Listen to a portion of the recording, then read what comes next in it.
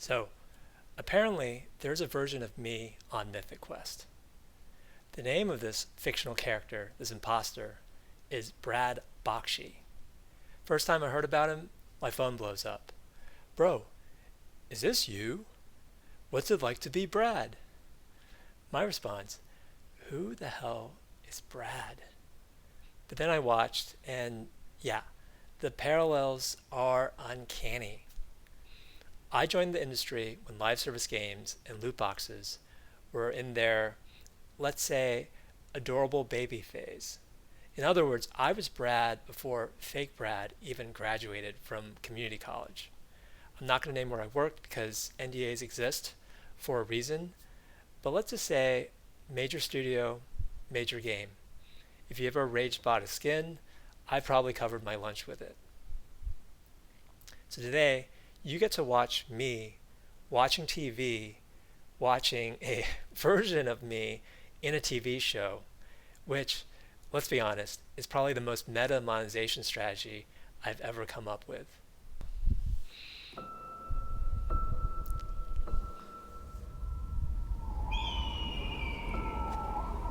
What is Mythic Quest? Some may say it's just a video game. This looks like E3, back when E3 When was it a first thing. debuted, MQ was hailed as a masterpiece.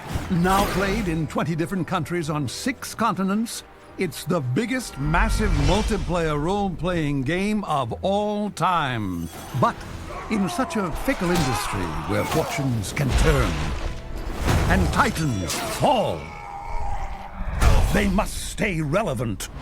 And today, they find themselves on the precipice of their most important event since launch.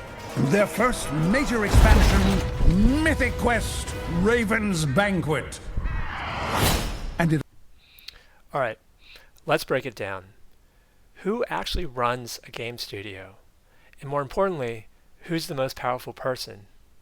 Because if you've never worked in the studio, you might assume it's just a bunch of creative geniuses passionately making art, which is very cute and naive.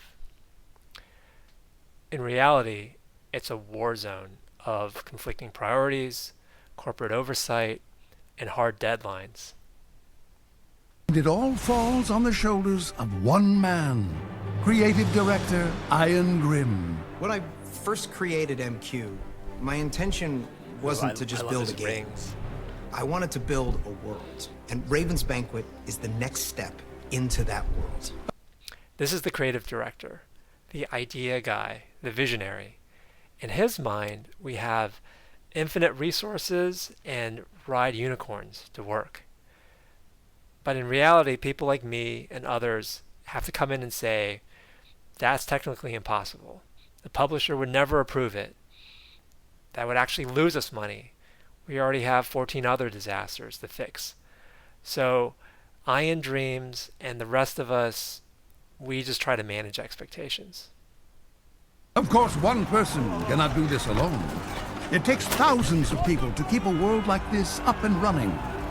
People like executive producer David Brittlesby. The executive producer is the chief cat herder. He manages an army of producers who track to-do lists, update calendars, and sit in endless meetings. They have meetings about meetings. He's like a US appointed dictator after a CIA coup. Lead engineer Poppy Lee. The lead engineer, otherwise known as the CTO at a larger studio, she's the builder. She turns ideas into code. Kind of important. Brad Bakshi, head of monetization. Ah, yes, my old job. The head of monetization is a completely made-up job title. Other fake job titles include CFO or head of game economy. I'm just an optimizer. I figure out how to maximize revenue while keeping players just happy enough not to revolt. Revenue, which then funds new games, the circle of life, Hakuna Matata.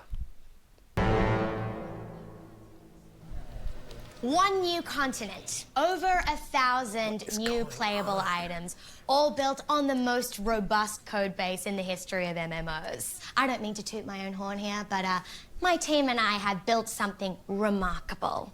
So, Raven's Banquet is ready to launch. You don't really see engineers pitching ideas like this. Incredible. Thank you.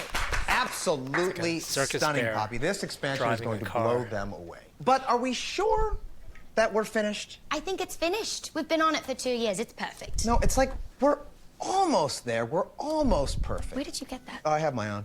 Nobody remembers almost perfect, do they? It's like, oh, this. Okay, well, now what's this, Pop? That's a shovel. It's just a little MTX item I designed for myself. The whole game's your vision. I thought that Right, it's just that something's off about it, right? Like, it's not entirely He's right. cool. Cool. Cool. No, it is cool, though, because it provides an entirely new game mechanic. Ooh, digging. digging. The players can now literally change the landscape of the game. Pat, no one's I gonna want buy to that. escape my world and I dig may, in my free time. maybe the shovel needs a backstory. Who birthed this mysterious terror spade? The gods themselves? Did they suckle at the bosom of Hera like babes at their mother's teat? It's pretty good. Yeah, teats I can sell. Let's do that. Let's not. Let's not do teats. So the answer to the question, who actually runs a game studio? Well, it was a trick question. There's actually someone who isn't even on the show. That someone is called the studio head. He's the big boss of production, design, creative, and all the technical and business aspects of the company. All the dev team heads are here, and, well, I oversee it all. Is that your office? No, it's not. That's Ian's. He's creative director. Why is it so much higher than everyone else's? It's not that much higher. It's an architectural anomaly, that's all. And the most powerful person doesn't always have the biggest office, Joe. In fact, I'm not the most powerful person at this company. This whole studio is owned by a parent conglomerate in Montreal. What David said is actually true. The most powerful person doesn't have the biggest office. For years, our studio head worked out of a pitch black room featuring one oversized beanbag chair gifted by a vendor, one IKEA Poang chair, the kind you find in a dorm room, and more influence than anyone in the building. Now, as for the publisher-studio relationship, let me summarize it in one sentence. The publisher controls money, marketing, legal, and sometimes even the IP, which means the studio is essentially a medieval vassal state that answers to its feudal overlord.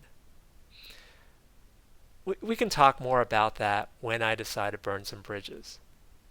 You know what? You're gonna kind of learn about all this at the staff meeting in a few minutes. Speaking of which, as my assistant, I'm gonna need you to take copious notes because, you see, the staff meeting is, well, it's a crucial part of how this place runs, and I'm at the head of it all. Is that the meeting you're talking about? No, that can't be because they wouldn't do it without me. Yeah. Why are they all meeting without me?